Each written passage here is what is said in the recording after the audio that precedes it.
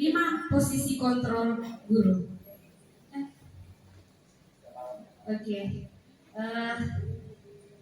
Saya ingin bertanya dulu kepada Bapak Ibu. Ketika ada ini paling sering kasus yang paling sering kita hadapi. Ketika ada anak yang terlambat masuk di kelas Bapak Ibu kira-kira melakukan apa? Yang spesifik, tabel.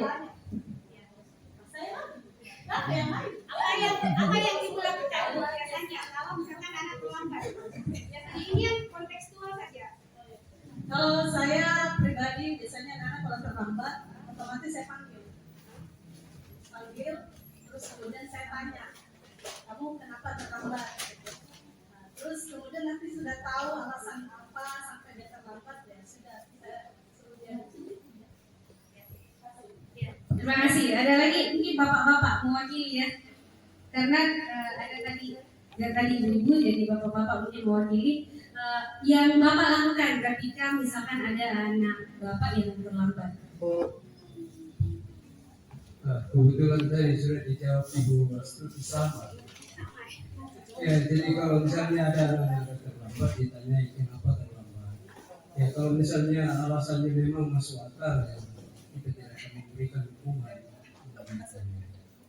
Misalkan selanjutnya dia lakukan berulang-ulang, dia lakukan 4-5 kali setiap hari. Kira-kira apa yang kita lakukan? Solusi pemecahannya kira-kira apa? Setelah kita panggil, kira-kira kita berikan dia apa? Enggak, biasanya kan kalau anak-anak SD itu sebenarnya bukan mereka yang terlambat, mereka tetap terlambat diantar. Jadi ya di situ persoalannya ya. Orang bukan ya, makanya biasanya kita tanya kenapa terlambat, saya lambat di antar ibu atau apa? Ya, jadi begitu. Kebanyakan dari orang tua. Iya, orang tua yang terlambat sebenarnya. Ya. Makanya kalau di rumah sendiri, kalau di rumah sendiri kan anak saya juga kelas 3 di sini. Malah dia selalu mengingatkan, ayah itu sudah terlambat, dia sudah melakukan dia. Saya baru nanti. Iya, terus saja. Jadi gurunya salah, bapaknya lebih salah. Iya, betul sekali. Jadi kebanyakan faktor terlambat anak itu kebanyakan dari kehidupan keluarganya. Karena sebenarnya kalau faktor dari diri sendiri, memang dia mungkin sudah memiliki motivasi. Saya harus cepat ke sekolah karena saya malu kalau dilihat teman-teman saya. Saya harus cepat ke sekolah karena nanti ibu guru saya bilang begini, bilang begitu dan sebagainya. Nah, ada sebagian besar tidak di sini, kemungkinan mungkin ada di sekolah saya, di sekolah manapun itu, di sekolah lain yang terkadang ada anak terlambat lalu masuk kelas, kemudian disuruh berdiri yang mengangkat kaki satu tangan di depan, ataukah disuruh pungut sampah, ataukah disuruh berdiri menghadap tiang bendera lalu disuruh hormat, kan ada yang seperti itu ya Bapak Ibu. Nah ini yang menurut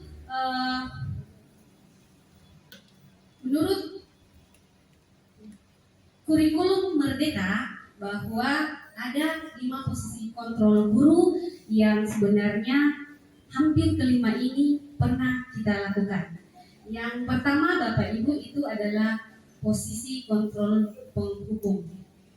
Biasanya kita di posisi penghukum ini biasanya kalau ada anak-anak terlambat kita, mungkin saya pernah melakukannya, biasanya kita marah-marah.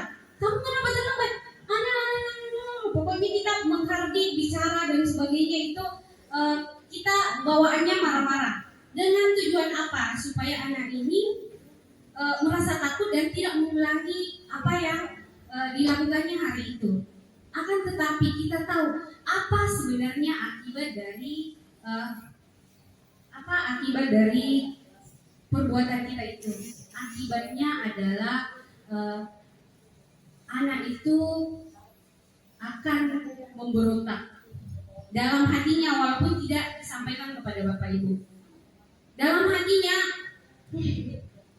saya walaupun saya terlambat besok, biar deh terlambat juga besok saja deh, karena pada akhirnya guruku akan begini terus deh. Dia akan jadi pemberontak dan dia akan mengulangi kesalahan jangka panjangnya ketika kita menjadi, maaf selalu salah tulis, kita menjadi guru yang tipe penghukum adalah anak menjadi kurang percaya diri. Jadi dia ketika datang ke sekolah karena dia malu selalu ditegur, selalu dimarahi, maka akibatnya dia akan menjadi kurang percaya diri. Kita cari tahu atau orang tuanya di rumah cari tahu kenapa anak saya ini malas ke sekolah. Kenapa? Lalu kita misalkan guru tidak mau tahu. Emang malas nonton itu, nonton itu, selalu terlambat, sudah 5 kali dia terlambat. Malas memang dia itu ini dan sebagainya.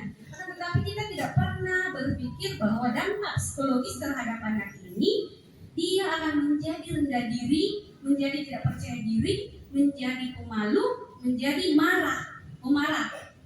Itu dampak jangka panjang terhadap kalau kita memposisikan diri kita sebagai tipe guru yang penghukum. Lalu yang kedua, ini tadi, dampak pada murid adalah mengulangi kesalahannya. Jelas, coba Bapak Ibu berpikir dengan kasus-kasus yang selama ini Bapak Ibu hadapi, dampaknya murid-murid yang biasa terlambat itu adalah murid yang sama. Pasti murid yang sama. Dia terlambat kemarin, lalu terlambat lagi besoknya itu kebanyakan adalah murid yang sama. Dikarenakan kenapa? Karena kebanyakan kita memarahi dia walaupun tidak membentak, tapi kita memarahi dia dan sebagainya, menghukum dia. Itulah yang terjadi. Lalu berikutnya, membuat orang merasa bersalah. Itu tipe guru yang kedua. Biasa kita bilang begini, apa yang kau pikirkan? Misalkan Bapak Ibu yang sudah di tingkat kelas 6 SD atau kelas 5 SD, Bapak Ibu menyampaikan, apa yang orang tua mengharapkan? Masa kamu seperti ini terus? Misalkan dia bandel dalam kelas. Sebenarnya orang tuamu ini pasti akan kecewa melihat kamu seperti ini. Bapak, Ibu, dan saya sendiri tidak berpikir bahwa dampaknya ke anak ini dia akan merasa bersalah dan tidak berguna. Pada akhirnya yang saya ceritakan adalah jangka panjangnya, dampak psikologis jangka panjang terhadap anak-anak jika kita memberikan perlakuan atau posisi kita memposisikan diri kita pada posisi seperti ini. Misalkan contoh-contoh seperti ini. Kamu sudah tahu ibu lelah sekali. Ataukah dalam bahasa kita sehari-hari, capek sekali matanya Ina. Sudahlah, jangan lari-lari nak. Capek Mika sampaikan. Kita panggil anak itu karena dia bandel dalam kelas, karena dia tipe anaknya agresif atau hiperaktif. Lalu kita panggil ke depan, di depan semua teman-temannya. Kita sampaikan, kenapa begitu nak? Capek sekali mah ini. Saya dari pagi kamu mengajar sampai sekarang ini, kita itu tidak mengerti sama saya. Kalau lari-lari atau berkeliaran di luar, apa nak bilangin kak nanti ke kepala sekolah? Karena saya tidak bisa kontrol Kina.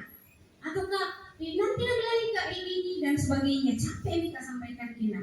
Anak ini akan merasa dirinya tidak berguna karena selalu disampaikan dengan kata-kata negatif seperti itu. Sama halnya ketika kita sampaikan bahwa apa nih jadinya kecewa orang tua tak, nah kalau kita begini, apa harapannya orang tua tak, ini nih kayak harapan orang tua tak. Begitu. Nah, kata-kata seperti ini yang akan membuat anak merasa tidak berguna dan merasa rendah diri. Akibat jangka panjangnya itu tidak berdampak pada tingkatan SD, SMP, tapi mungkin dia akan berdampak ketika dia di tingkatan SMA atau di perguruan tinggi. Dia akan menjadi anak yang selalu merasa rendah diri dan selalu merasa bahwa dirinya itu tidak berguna dan takut melakukan sesuatu. Kebanyakan dari anak-anak yang selalu dibuat merasa bersalah itu kebanyakan adalah mereka menjadi anak yang pembohong. Kenapa? Karena takut mendengar kata-kata yang selalu negatif terhadap dirinya. Dan sebagainya. Sehingga untuk menghindari hatinya sakit, dia menjadi anak yang pembohong. Kenapa kita dina? Dia mencari alasan supaya alasan itu bisa diterima orang yang ditemani bicara, supaya dia tidak mendapatkan kata-kata yang negatif tadi. Nah itu. Lalu kemudian posisi teman. Nah, dalam posisi kita sebagai teman ini ada bagusnya. Biasanya kan kita sebagai guru supaya anak bisa menerima kita, supaya dia bisa senang belajar di dalam kelas, itu kita memposisikan diri kita sebagai layaknya teman. Akan tetapi ada dampak negatifnya. Nah, dampak negatif ketika kita memposisikan diri kita sebagai teman bagi anak-anak itu adalah dia akan menjadi ketergantungan. Kenapa? Karena dia merasa sangat nyaman terhadap kita. Akibatnya dia tidak nyaman terhadap orang lain karena yang dia anggap itu hanya ini saya ibu guru favoritku, ini saya bapak guru favoritku.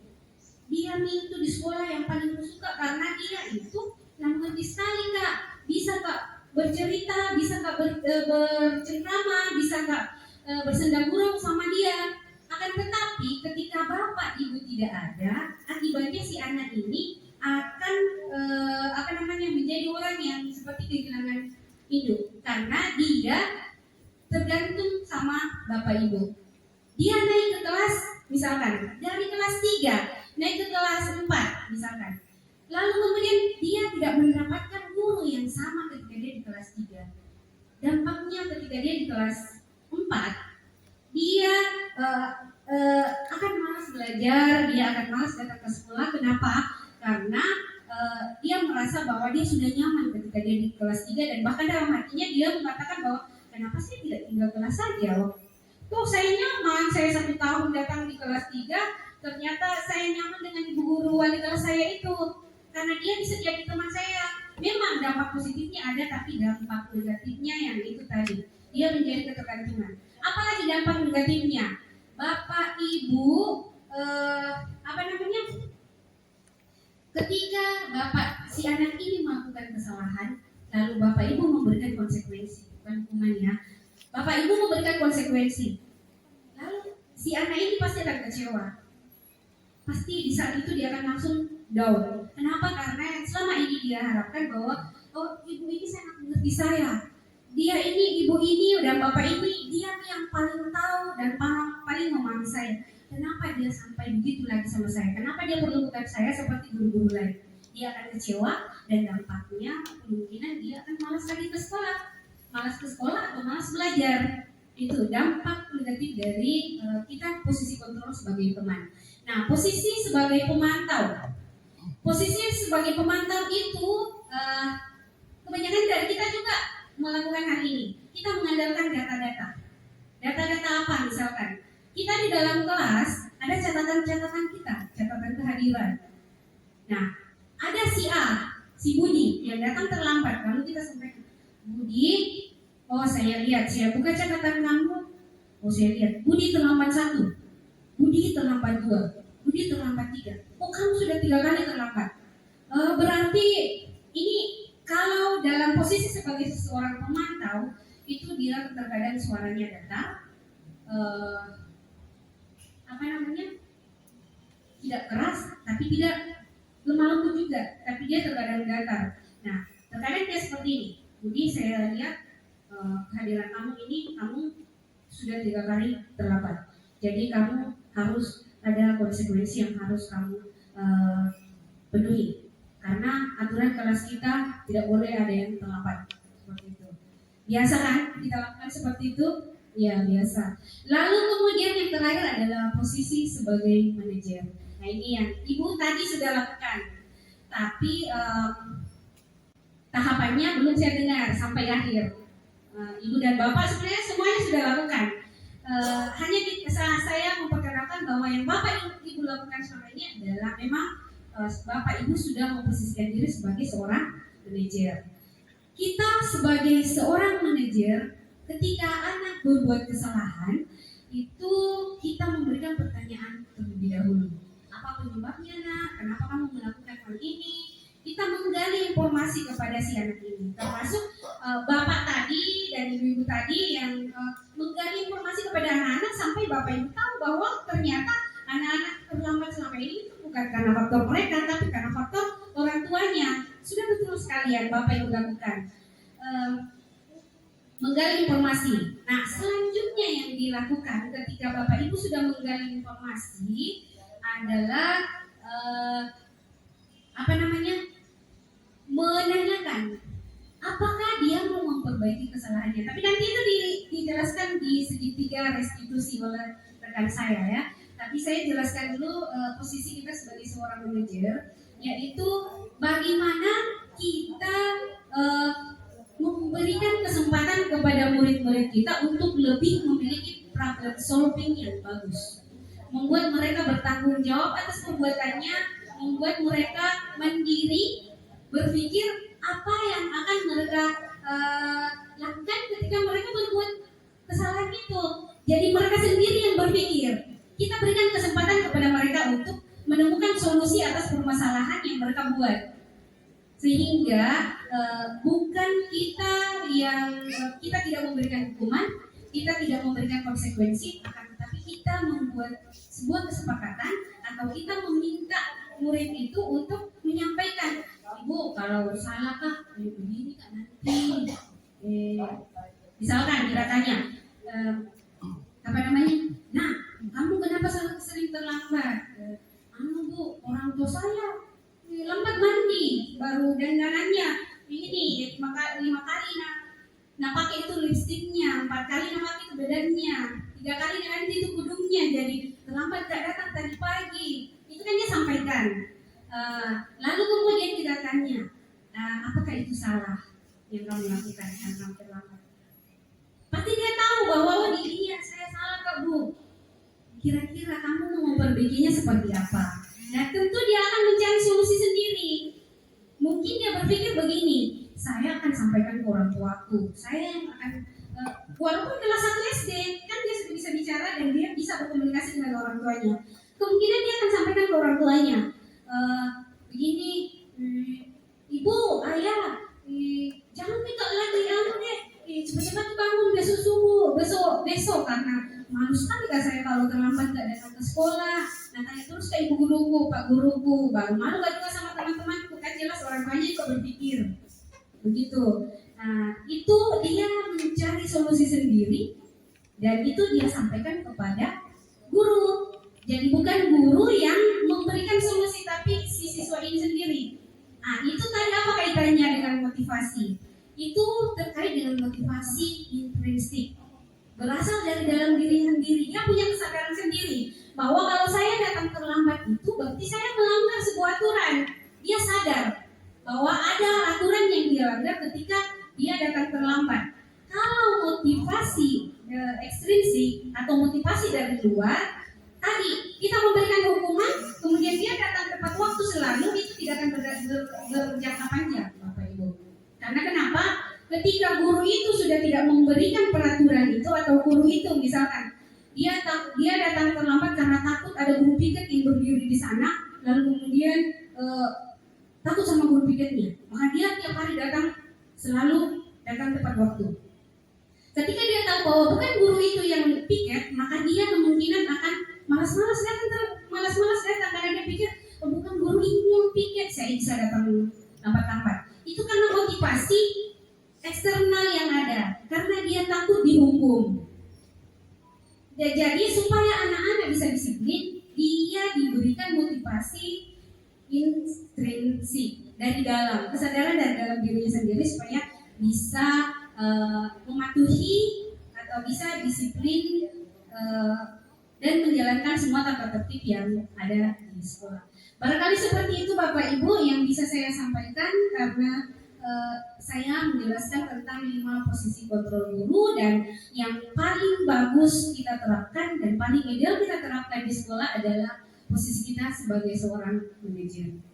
Paling kita hindari dan kalau misalkan selama ini kita pernah lakukan, sebisa mungkin kita minimalisir atau kita hilangkanlah posisi penghukum dan posisi pembuat merasa bersalah.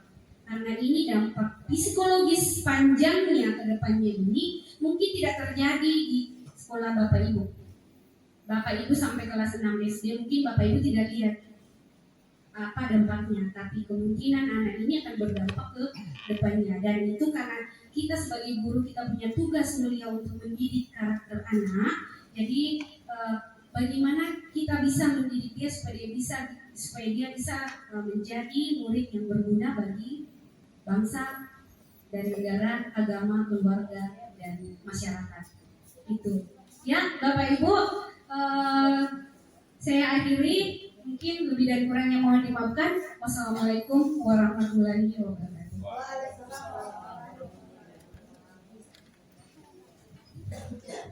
Baik, terima kasih Ibu Masna. Selanjutnya mungkin ya untuk menghemat waktu kami